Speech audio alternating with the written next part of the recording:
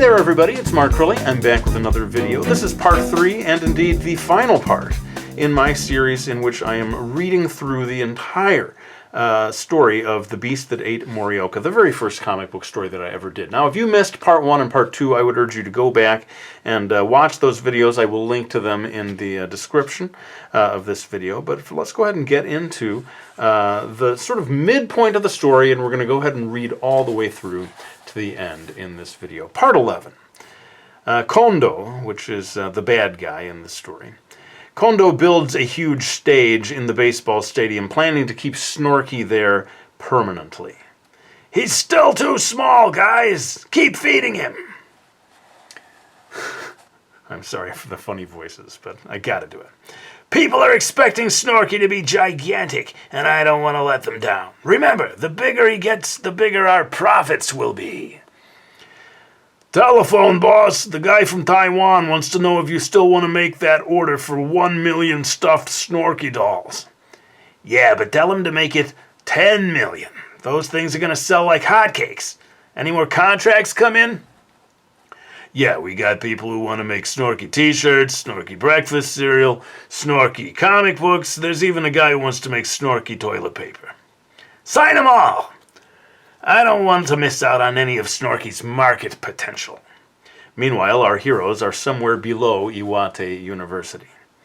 We're ahead of schedule, boys. At this rate, we'll be out of here by Sunday. That's good. Maybe we'll be in time for Genki TV. Now, that's a reference to this television show called Genki Terebi, which was very popular, a comedy show, suffice to say, in Japan at that time. Let's continue. Part 12. By the end of the week, Snorky's making headlines all over the world. As a result, Kaneo Kondo has become Morioka's most famous citizen. So we got Newsweek. Snorky, Japan's hottest superstar. Man of the Year. Snorky Fever in People magazine. Le Snorky. They're on Le Monde. We're here with Kaneo Kondo, the creator of and caretaker of the world-famous Snorky. Is it true that tickets for tomorrow night's unveiling ceremony are sold out already? Yes, but there will be more shows. Everyone will have a chance to see Snorky as long as they pay the money. Some people believe you may become the most powerful man in Morioka. Listen, lady, I already am the most powerful man in Morioka. Let's just get that out in the open. I'm going to be calling the shots around here from now on, and if you don't like it, you can just move to Aomori, which is the next town further north. Oh, I see. One final question, Mr. Kondo. Is Snorky dangerous? Snork! Snorky? No way. He's as harmless as a kitten. How can he still be hungry? We've been feeding him all day. Dun, dun, dun. Sort of foreshadowing what is to come. Part 13. On Sunday afternoon, a family picnic is suddenly interrupted. Honey, what is it? I don't know. An earthquake? Oh, excuse us. We're members of the Iwate University Tunnel Digging Club. By nightfall, our heroes have discovered Kondo's plans and are trying to get into the stadium to stop the show. You've got to let us in. It's a matter of life and death. I told you, the show is sold out. If you want to see Snorky, you'll have to wait like everyone else. But I invented Snorky. He's mine. Ha! That's the worst excuse I've heard yet. Inside, the show begins. Ladies and gentlemen, we're going to turn the lights on now. Are you ready? Here he is, the most amazing animal in the world. The one, the only, Snorky! Now, I just wanted to point out here, because I talked about how the longer I worked on this comic, the more seriously I took the illustration process. And I think with this one, you begin to see a lot of shading and stuff. Back at the beginning, it was all strictly black and white. I didn't try to add shading to anything. And around here, you are going to see, cross-hatching and an increasing use of what was really pencil shading to try to make it look more and more cinematic. So let's continue. Part 14. The crowd applauds wildly, but Snorky can see nothing but the lights shining upon him. And as he stares at the lights, he remembers an evening not so long ago. course, it's very long ago for you watching this video because it's taken so long, but this was back at the beginning of the story when Snorky was still small. Snorky's tiny brain finally collapses, and his massive stomach takes control. Brain, stomach, the entire body is all stomach. Crash! Outside, what's going on in there?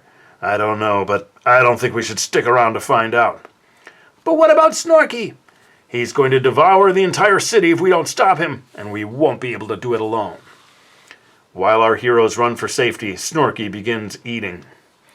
So yes, now we're getting to the big, exciting climactic sequences. Now you can see here that I used this as the cover art, probably the single most detailed panel in the story, and really starts to lead the way towards the kind of detailed environment drawings that I would do in later comic book stories. Anyway, let's keep going. Part 15. By morning, Snorky has eaten the entire baseball stadium. Still hungry, he heads into the center of the city, and Morioka is thrown into a panic as people try desperately to keep out of his way. Just plowing through all the buildings. There are little hidden jokes in here, like this thing. I don't know if you're going to be able to see. I'll zoom in just for a second. There is, I don't know if it counts as a joke, but there's the Hoka Hoka Bento, which is a carry-out bento place that I used to get my little carry-out bentos from. I don't know how interesting that was, but I felt somehow obligated to show it to you. Let's continue with the rest of this page. Meanwhile, our heroes are trying their best to talk to Yoshitaka Yamanaka, Morioka's chief of police. Look, I'm a busy man, so make it quick. We're here to talk to you about... Excuse me.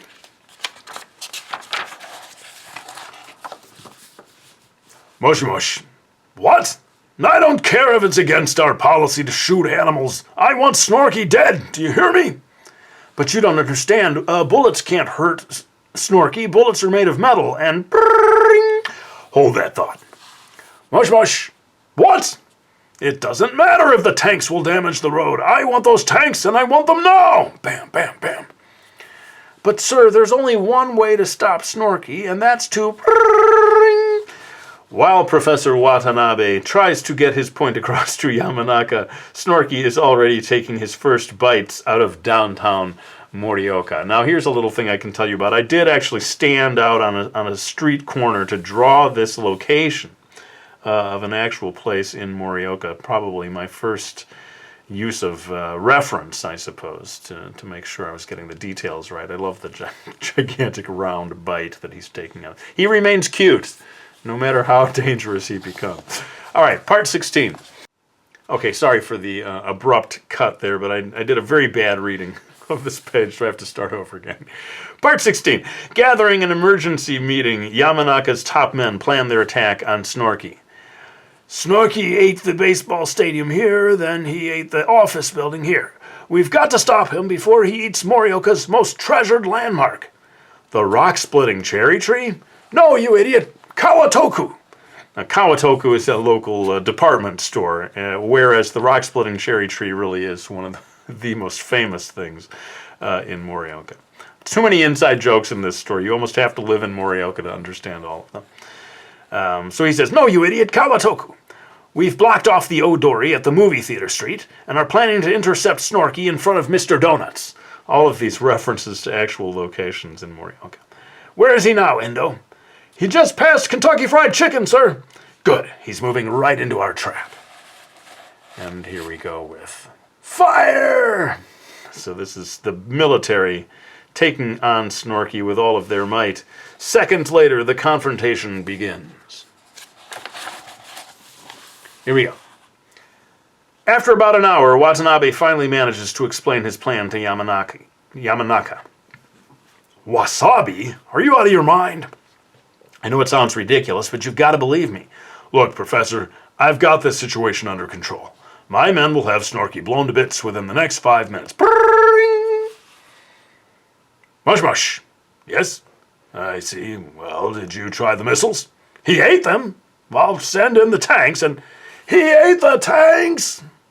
Excuse me, Professor. What was that you were saying about wasabi? Unhindered by the military, Snorky makes a meal out of kawatoku. So there is the largest department store in Morioka, laid waste by Snorky. All right, part 17. Kondo and his men are searching the remains of the baseball stadium for a certain attaché case Kondo left there. Hey, boss, I think I found it. Quick, open it up. Yeah, it's all here, boss. We're rich.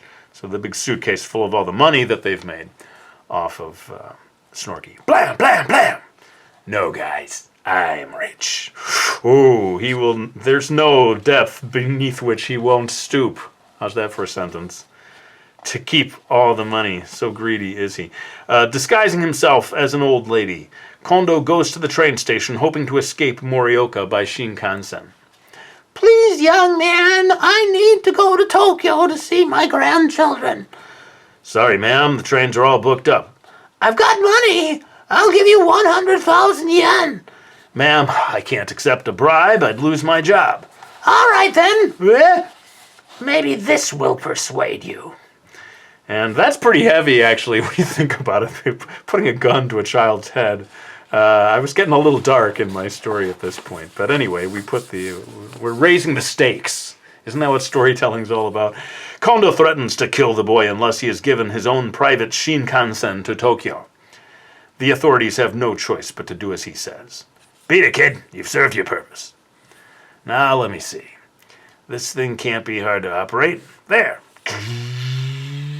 By this time tomorrow, I'll be in Las Vegas. I wonder if they have pachinko in Las Vegas.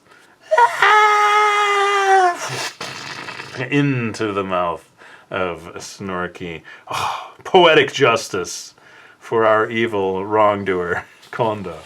But the story's not over yet. We got to move on to part 18. Realizing that there is no other way to stop Snorky from eating the city, Yamanaka gives Watanabe all the materials and manpower necessary to carry out his plan. A giant can of beer? What are you planning to do, get Snorky drunk? No, sir, it only looks like a can of beer. The inside is filled with wasabi. That's good. I don't think we could afford that much beer. And this is, of course, Asahi Super Dry. One of the most popular brands of beer, maybe the most popular brand of beer in Japan. And on to the next part. The next part of the plan is to lift the can into the sky with a pair of helicopters and lure Snorky away from the city. Then we'll drop the can and wait for Snorky to eat it. What's going to happen to Snorky? Will the wasabi kill him? It might, Hiroshi. I'm afraid we'll just have to wait and see. Yamanaka and Carrot Boy agree to stay on the ground. Watanabe and Hiroshi join the crew in one of the helicopters. This better work, Watanabe! It has to work. If it doesn't, Snorky will eat the whole country. And off the helicopters go. Within minutes, they are high above Morioka, leading Snorky into the countryside. Here you can see definitely the shading started to become much more prominent in the artwork. Preoccupied with making the plan a success, the professor fails to notice that Hiroshi has disappeared. If Snorky is going to die, I'm going to die with him. Okay, men, now! And we see the giant can of wasabi-filled beer can, along with Hiroshi, falling. And of course, they both sort of land with Snorky. Happily, Hiroshi on top, while the can goes into Snorky's mouth. And we finally head into our dramatic conclusion of the tale.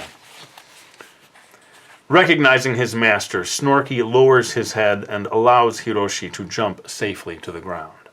Come on, Snorky. Let's go. We can escape. Just you and me.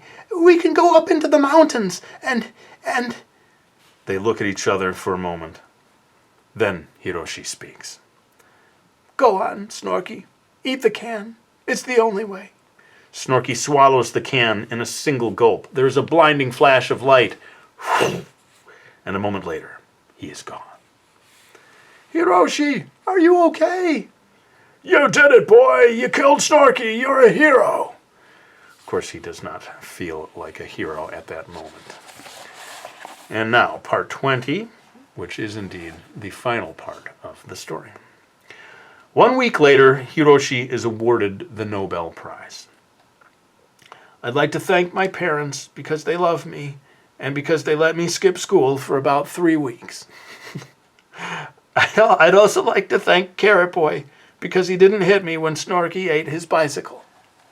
And of course, I'd like to thank Professor Watanabe. I'll always remember you, especially whenever I eat natto. But most of all, I'd like to thank Snorky. I know he destroyed half the city and everything, but, well, I miss him anyway. Afterwards, Hiroshi and Professor Watanabe take a walk around Takamatsu Pond. This was an actual location that I lived quite near. You should be proud, Hiroshi, not only because you're the first high school student to win the Nobel Prize, but also because you made the right decision out there in that field last week. Really? Really. Snark. Oh. Snorky! But I thought he died when he ate the wasabi. I thought so too. But then I went back out to that field the next day, and there he was. Will he get big again? That's up to you, Hiroshi. If you feed him a little wasabi every day, he'll never get any bigger than he is right now. That's probably what I'll do then. I wouldn't want to see him eat Morioka again. How about Tokyo? Well, I'll think about it. The end. And there we are at the end of my very first comic book story. It was not the first to get published. My Akiko story got published first, and a number of years later, Sirius Entertainment published this. But this was the first complete comic story that I ever did. And I'm actually, even today, kind of pleasantly surprised with how the story holds together. It has a beginning, a middle, and an end. It has little plot twists. And, for a guy who is still figuring it all out, I think I managed to get a pretty good story done on the first try there. But that's it for this. And there are probably other things that I could do read-throughs for. Let me know if you'd like to see me do that. But for now, let me go ahead and grab my books so that I can say thank you to anyone who supported me by getting them, like Brody's Ghosts, my graphic novel series, a little bit longer than The Beast That Ate Morioka, 550 pages, something like that. The Drawing Lesson, the graphic novel that teaches you how to draw chibi, my How to Draw book devoted 100% to chibi-style illustrations, and my very latest book, The Two-Pencil Method. I really cannot say thank you enough to those of you who have supported me by getting any of my books. But let's go ahead and wind down this video. Thank you so much for watching it. I really hope you enjoyed it, and I'll be back with another one real soon.